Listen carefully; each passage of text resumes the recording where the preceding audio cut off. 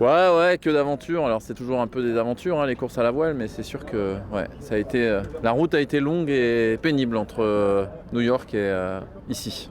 Bon bah qu'est-ce qui s'est passé? Un concours de circonstances qui s'est pas bien enchaîné. À vrai dire, j'ai comme tout le monde touché plein d'objets et une semaine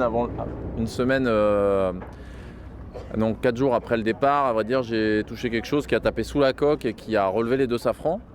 Et donc cet objet que je n'ai pas vu puisque c'était la nuit m'a couché le bateau sur l'eau, mais il a surtout endommagé le cache-ligne d'arbre, ce qui sert à protéger la ligne d'arbre d'hélice sous le bateau. Et ça m'a fait une voie d'eau en plein milieu de la zone de vie, à vrai dire, sous le moteur et sous tous les systèmes d'énergie. Et dans la foulée, le bateau s'est couché, tout ce qui s'est passé. Et dans la foulée, il y a ma génératrice qui me sert à faire de l'énergie, qui était en route à ce moment-là, qui a pris feu quasiment, hein, parce que quand j'ai tourné la tête vers l'intérieur du bateau, c'était qu'une gerbe d'étincelles autour du moteur. Et donc en quelques secondes, je me suis retrouvé avec une voie d'eau pas dramatique, mais ennuyeuse, parce qu'avec la pression, j'ai jamais réussi à la résorber complètement, et puis surtout plus d'énergie, quoi. Donc, pas plus d'énergie parce que je disposais d'un système de secours à bord de PRB, mais qui était vraiment qu'un système de secours et qui n'avait pas été, prévu pour assumer la totalité d'une transat en Atlantique Nord comme celle-là. Du coup, après, il a fallu, qu'est-ce qu'on fait à chaque fois? La même chose, on regarde la carte, alors où on est, où on va, qu'est-ce qu'il y a comme solution? Il y avait deux solutions. La première, c'était de rentrer aux États-Unis. Ça faisait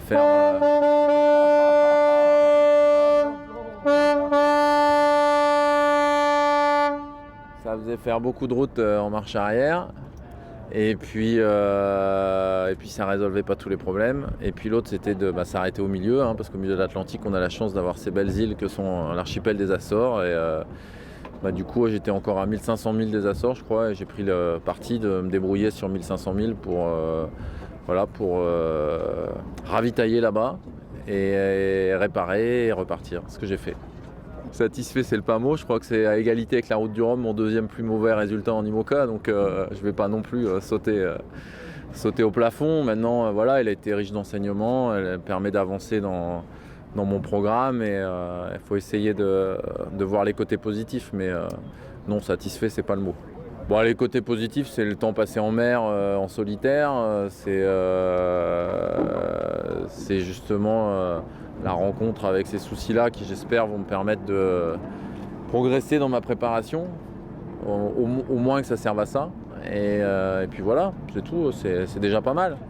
C'est déjà pas mal. Et puis une autre satisfaction, c'est qu'au début de la saison, on avait fait le choix avec PRB de participer à toutes les courses, et ça voulait dire enchaîner 2 transatlantiques en solitaire en un mois et demi. Et déjà dans ma tête, c'était pas simple parce que techniquement et physiquement, il fallait être capable de l'assumer.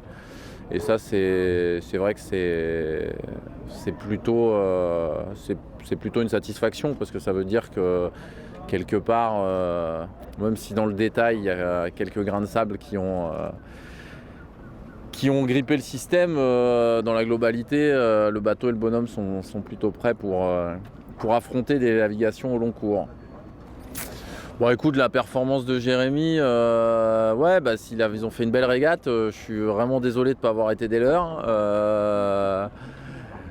Quand je les ai lâchés, j'étais devant, donc j'ai pas beaucoup de regrets. Après, je sais pas quelles conditions de mer ils ont eu, mais je trouve qu'ils n'ont pas été très vite sur la partie Atlantique Nord, parce qu'ils ont quand même des conditions qui étaient juste parfaites pour allumer. Donc ça c'est un truc que je saurais pas, c'est mon plus grand regret. Pourquoi ils n'ont pas allumé à ce moment-là? Pourquoi on n'a pas vu des foilers à 25 nœuds de moyenne pendant 4 jours et qu'on les a vus à 17, 18, de temps en temps Alex à 20, ce qui est des vitesses de bateau somme toute archimédien normales, avec les conditions rencontrées. Donc c'est mon seul regret, c'est que je sais pas pourquoi. Après, entre eux, ils ont mené une très belle régate à 3, et Jérémy a fait une très belle fin de course, où il a su faire, comme il l'a fait souvent au Figaro, des choix tranchés, une trajectoire au cordeau là, dans les petits airs en rentrant dans le golfe, et clairement il n'a pas hésité, et ça a fait la différence. Donc ça fait plaisir déjà d'arriver, ça rappelle plein de souvenirs, et puis c'est un peu c'est un peu la maison ici, donc ça fait, ouais, non, c'est un bon moment que d'arriver au sable.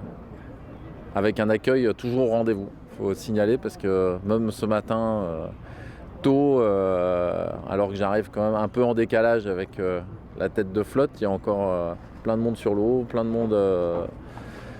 monde sur les quais, donc c'est sympa. Voilà, les sables toujours au rendez-vous, de la convivialité pour les marins.